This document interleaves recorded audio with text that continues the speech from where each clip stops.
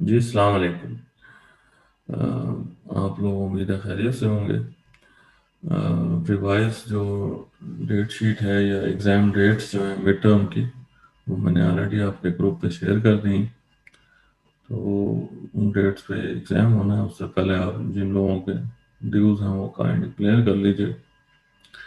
Previously मैंने आपको बताया था कि आपके एग्ज़ाम जो है नेक्स्ट वीक होने हैं, यानी कि सेकंड सेकंड ऑफ जनवरी। वो एडमिन को छुट्टियां हो गई, सम विंटर वेकेशन, तो हमें ये पोस्टपोन करना पड़ा है आगे। एग्ज़ाम डिपार्टमेंट जिसमें शामिल है, तो हमें ये पोस्टपोन करना पड़ा है आगे 16 को।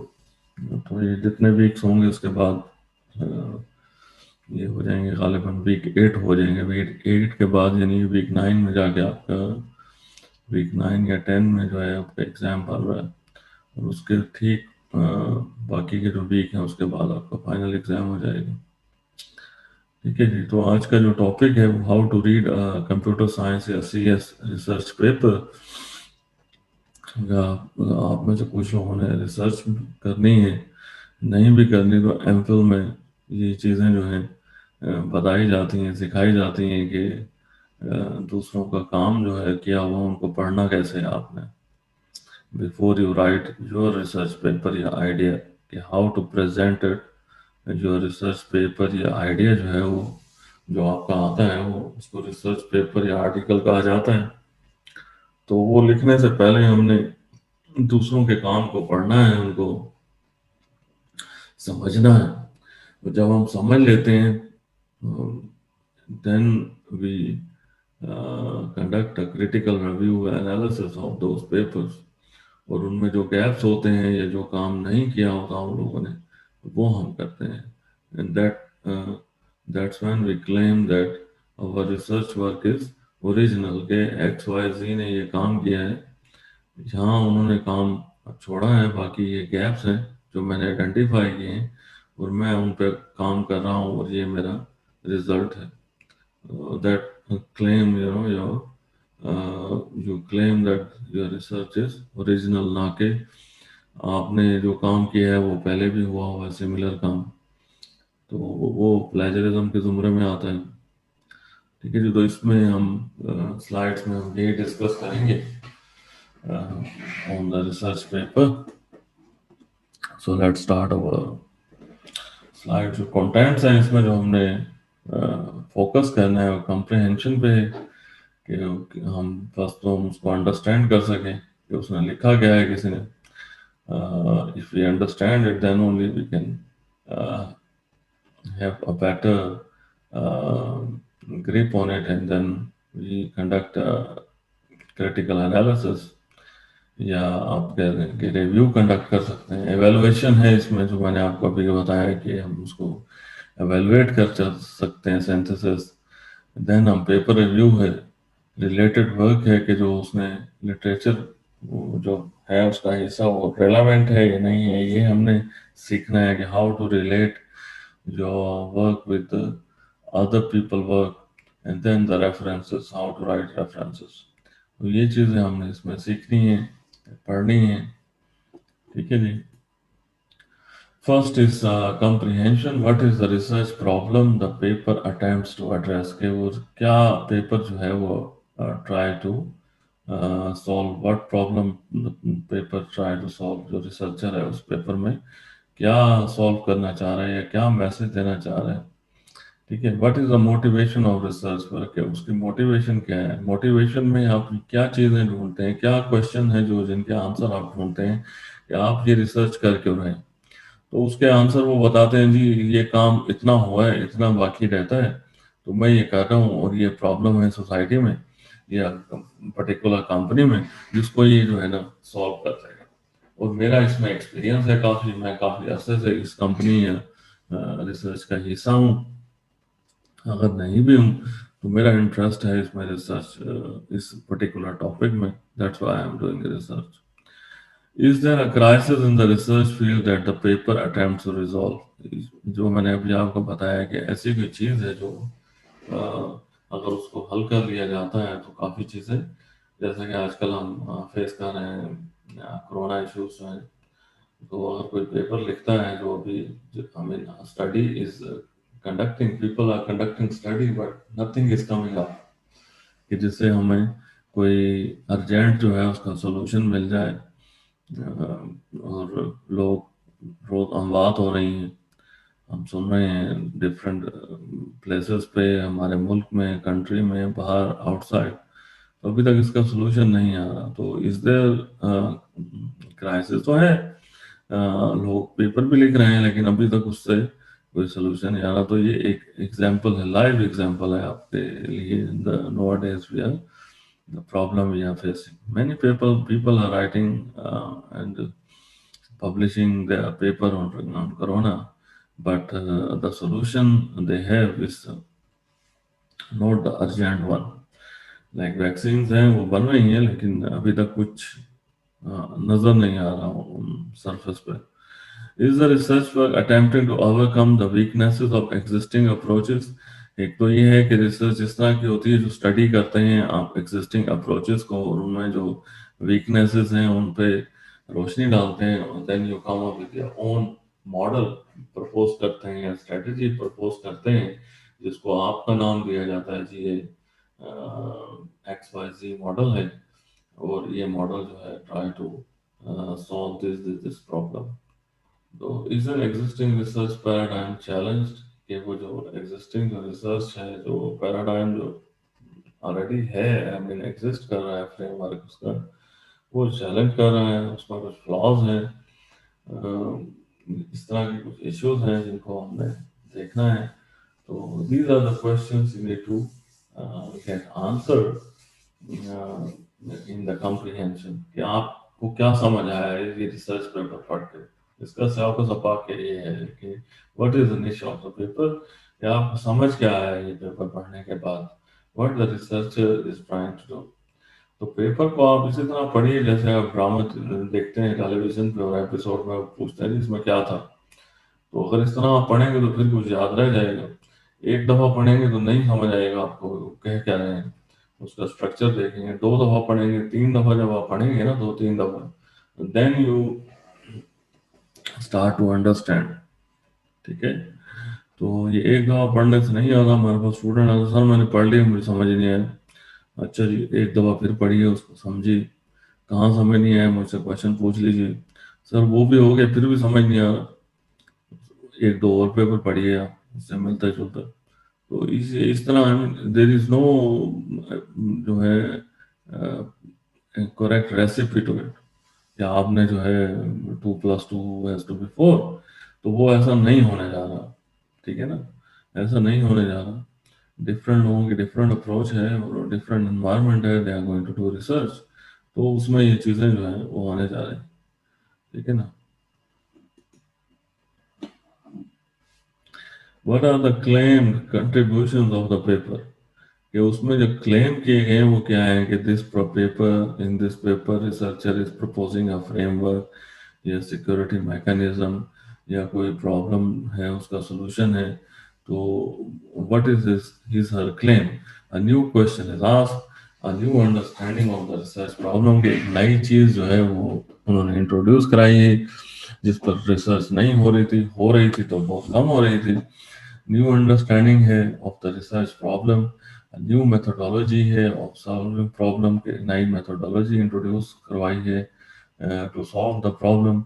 New breed of software tools हैं, सिस्टम्स हैं, जो डे आफ्टर डे मंथ्स हमारे मार्केट में नए टूल सॉफ्टवेयर आ रहे हैं, ये उन पे है रिसर्च। न्यू एक्सपेरिमेंट मेथड है, नया एक्सपेरिमेंटल मेथड इंट्रोड्यूस कराया है। न्यू प्रूफ टेक्निक है, जिससे टेक्निक से मुराद यानी टेक्निक विद द प्रूफ, कि वो प्रूवन टेक्निक है, उसका रिजल्ट आ रहा है। That's why a new proof technique, a new formalism और नोटेशन है, कोई मैथमेटिकल नोटेशन है जैसे सॉफ्टवेयर इंजीनियरिंग में यूज होता है। फॉर्मल मेथड है, वेना डेवलपमेंट VDM है, वेना डेवलपमेंट मेथड है।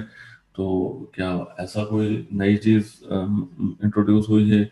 न्यू एविडेंस टू सब्सटेंशिएट और डिसप्रूव प्रीवियसली पब्लिश्ड क्लेम, जो प्रीवियसली रिसर्च हुई है उसके बारे में कुछ ऐसा है। न्यू रिसर्च एरिया है, या इन short what is the original in this paper, कि इस पेपर में ऐसा ओरिजिनल क्या है। जी नेक्स्ट है जी, how do the author substantiate their claim, कि किस तरह ऑथर जो है क्लेम करता है अपने आइडिया को लेकर। What is the methodology adopted, कि क्या मेथोडोलॉजी जो है उसने रिसर्च अडॉप्ट की है, द आर्गूमेंट क्या है उस पेपर में, कि क्या वो कहना चाह रहे हैं। What are the major theorems ही apply, what experiments are conducted, किस तरह डाटा उन्होंने एनालाइज किया है, कौन सा सिमुलेटर प्लेटफॉर्म उन्होंने यूज़ किया है, बेंचमार्क्स हैं, केस स्टडीज़ हैं, इस तरह के एग्जांपल्स उन्होंने इंक्लूड किए हैं टू सपोर्ट देयर क्लेम। तो इन सब चीज़ों को मद्देनज़र रखा जाता है before you validate somebody claim. In short what makes the claim scientific, कि वो किस हद तक जो है वो साइंटिफिक है उनका क्लेम जो है। वो आप जब पेपर पढ़ते हैं, उनका मेथड देखते हैं, पेपर का आप फ्लो देखते हैं, तो तब आपको पता चलता है कि ये कितना साइंटिफिक है ये पेपर, किस तरह ये पेपर जो है उसके डिफरेंट जो हिस्से हैं वो कनेक्टेड हैं, वेल कनेक्टेड हैं विद ईच अदर। ये होता है कि एक सेक्शन में आप कुछ कह रहे हैं, दूसरे में आप कुछ कह रहे हैं, तीसरे में आप कुछ कह रहे हैं। तो ये चीज़ें, इन चीज़ों को मद्देनजर रखा जाता है कि किस तरह पेपर का जो फ्लो है, कंसिस्टेंसी जो है एक सेक्शन टू दूसरे सेक्शन में, वो किस तरह है। What are the conclusions, what have we learned from the paper? Shall the standard practice of the field be changed as a result of the new findings? Is the result generalizable?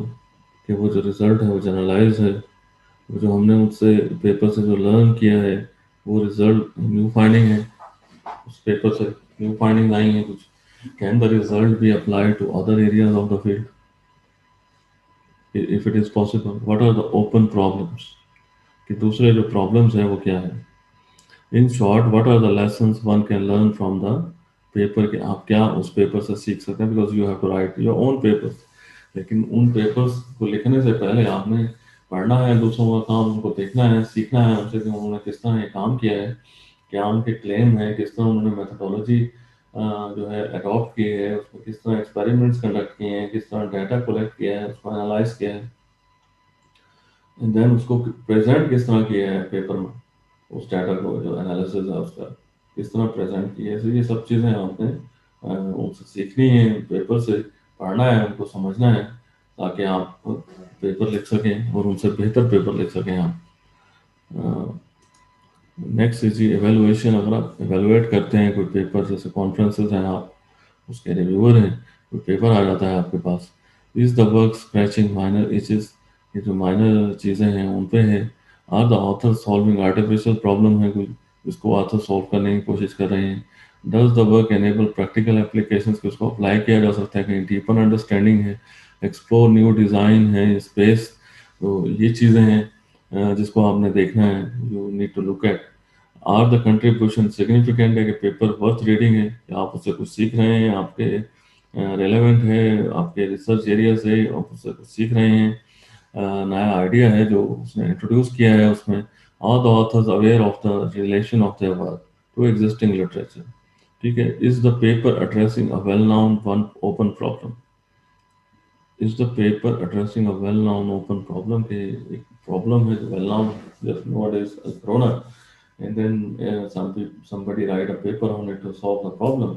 Is there any issue involved in it? ऐसा है कि कोई paper है जो address जो कर रहा है उन प्रॉब्लम्स को जो एवरीडे लाइफ में हमारे लिए मसला बने हुए हैं, कंपनी में या सोसाइटी में। Are the claims valid, have the authors have been cutting corners internationally, intentionally और अनइंटेंशनली, के कोई चीज़ हिडन है उसमें।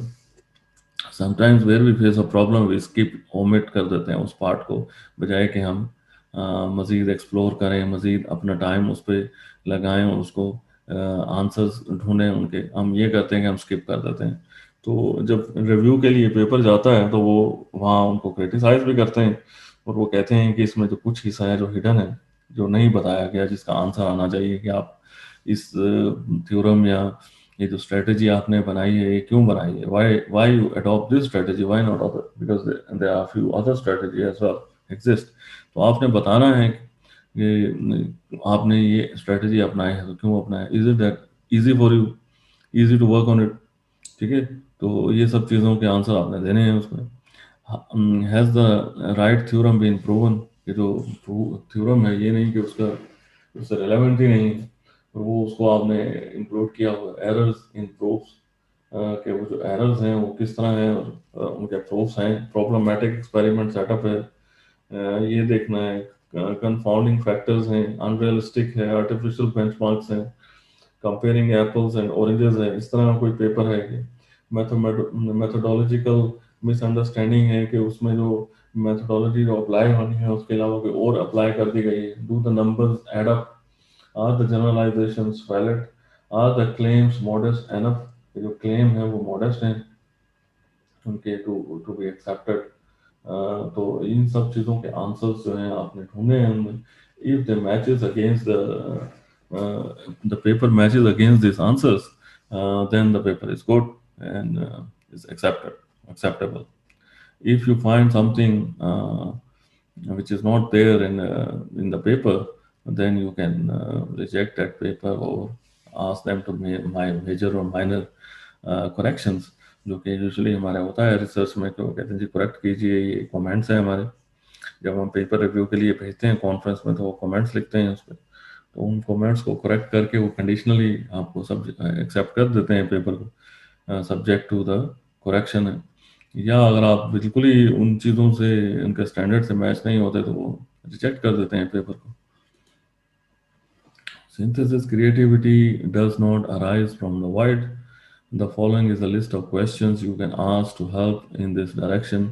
कि क्रिएटिविटी अगर आपने देखनी है पेपर में, आर्टिकल में, तो किस तरह आप जो है उनके क्वेश्चंस के आंसर्स आप ढूंढ सकते हैं उस पर्टिकुलर पेपर में।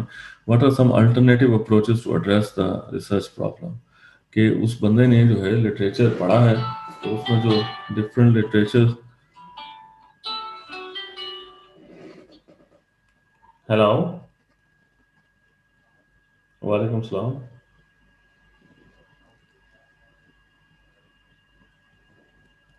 तो ये चीज़ें हैं आपने जो उसमें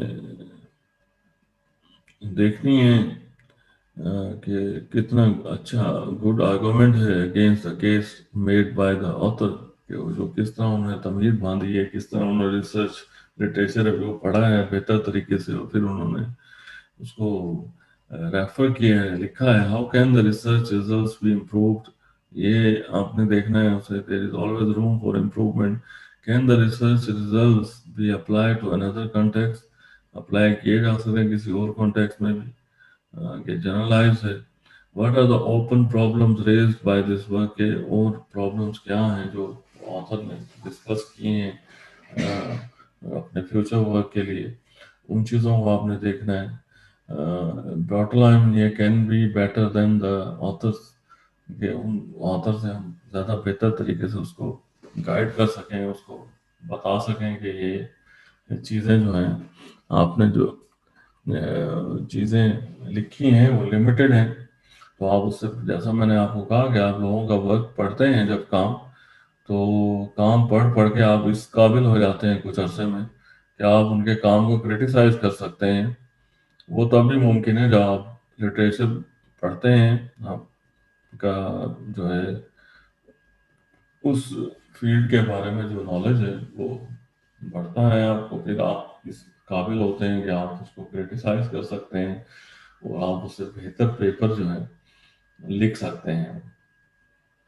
इन सब चीज़ों का लिटरेचर का मकसद ही है ये, कि काम पढ़ा जाए और फिर आप इस काबिल हो जाएं कि उनको रिव्यू कर सकें, और जो बेहतर चीज़ें जो उन्होंने नहीं की वो आप कर सकें। तो दैट विल बी ओरिजिनल। इसी वजह से कहा जाता है कि बेहतर पेपर जो है, जैसे कि IEEE के पेपर है, वो पेपर पढ़े जाए, ना कि नॉर्मल जो जर्नल्स हैं जो पैसे पे करके जहाँ पब्लिश हुए हैं पेपर्स, उनको मत पढ़ा जाए। तब पैसे तो सब जर्नल्स लेते हैं, लेकिन जो IEEE के जो ISI पेपर्स हैं, अगर आप उन्हें पढ़ेंगे तो वो क्वालिटी पेपर्स हैं, कंसीडर होते हैं as compare to any other journal. तो उन जर्नल्स को जब आप पढ़ेंगे तो वो ओरिजिनल कुछ चीज़ें आपको मिलेंगी जिनसे आप सीखते हैं, और आप फिर अपना जो है रिसर्च वर्क स्टार्ट करते हैं। पेपर रिव्यू में समरी जो है, give a brief summary of the work in your own words, के उस पेपर का रिव्यू किस तरह करना है। पहले तो आपने ये लिखना है कि इस पेपर में ऑथर ने क्या करने की कोशिश की है, कोई आइडिया है, कोई मॉडल है, उसको प्रपोज कर किया है। Demonstrates your understanding of the paper and such a paper and such it should answer the four questions outlined in previous section. It is imperative that you use your own words to summarize the paper. Yeah, another way to think if of it is that you are writing an alternative or elaborate abstract of the paper कि आप उसको elaborate कीजिए और उसको right in on word जो better तरीका है लिखने का, उसमें आप उसको लिखिए कि इस पेपर में ऑथर करना या कहना क्या चाह रहा है, क्या उसका मैसेज है, मॉडल है, कोई थ्योरी है, कोई एक्सपेरिमेंट है जिसको वो प्रूव करना चाह रहे हैं। तो ये आपने लिखना है। That will be the first thing. Evaluation में आपने क्या बताना है, evaluate the work by answering the question outline in section 2 जो बताया गया है प्रीवियस में। Learn to be fair, point out both the strength and weaknesses of the paper के उसमें उसने क्या स्किप किया है, क्या लिखा है, तो स्ट्रॉन्ग पॉइंट्स जो हैं उस पेपर के उन पे लाइट डालिए and the weaknesses. If you are reading a classical paper that has been published for a while, make sure you are reading the paper in the right historical context. कि वो किस context में जो है वो paper लिखा गया। What seems to be obvious now might have been ground breaking then।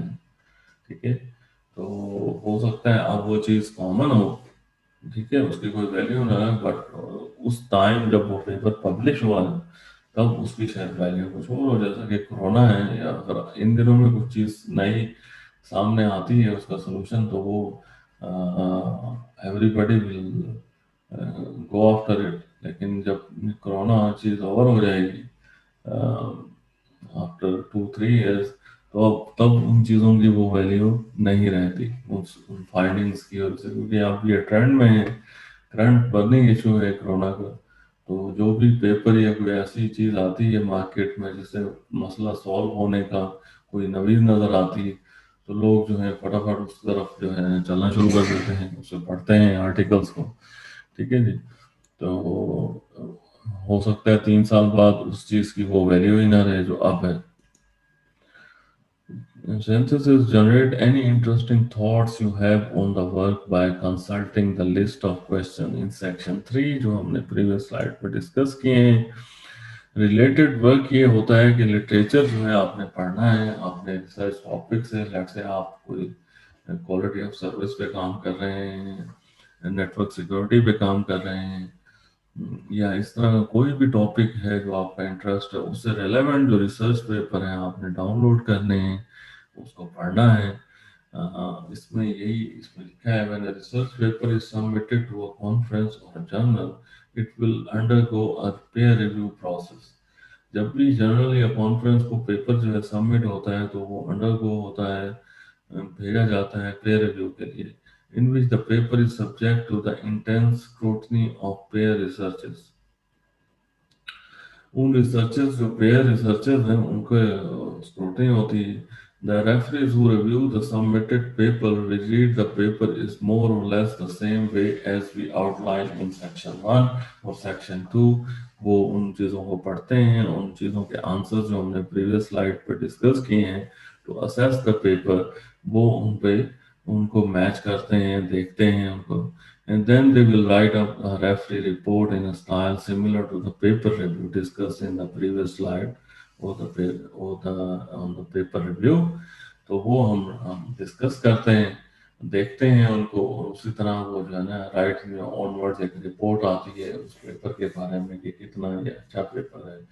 उस रिपोर्ट में ये होता है कि उसमें स्ट्रेंथ और वीकनेसेस, और वो जो पेपर सॉल्व क्या कर रहा है, कोई मॉडल है, कोई थ्योरी है, जो उस बारे में पहले बताया जाता है, उसके बाद वीकनेसेस स्ट्रेंथ बताई जाती हैं, उसके बाद ऑथर जो है वो सजेशंस दी जाती हैं कि ये चीज़ें इसमें इंक्लूड होनी चाहिए जो स्किप है या नज़र नहीं आ रही, इन चीज़ों के आंसर इसमें इंक्लूड होने चाहिए। और उसके अलावा फॉर्मेटिंग का इशूज, उसके अलावा इंग्लिश लैंग्वेज का इशू हो। ये सब चीज़ें उसमें एड्रेस की जाती हैं, पेपर रिव्यू में ऑथर को बता दी जाती हैं, सो दैट ही और she can improve paper and then the paper will be ready to publish in journal और अ कॉन्फ्रेंस। ठीक है जी, आज के लिए इतना ही काफ़ी। अपना ख्याल रखिएगा, बहुत बहुत शुक्रिया आपका। अस्सलाम वालेकुम।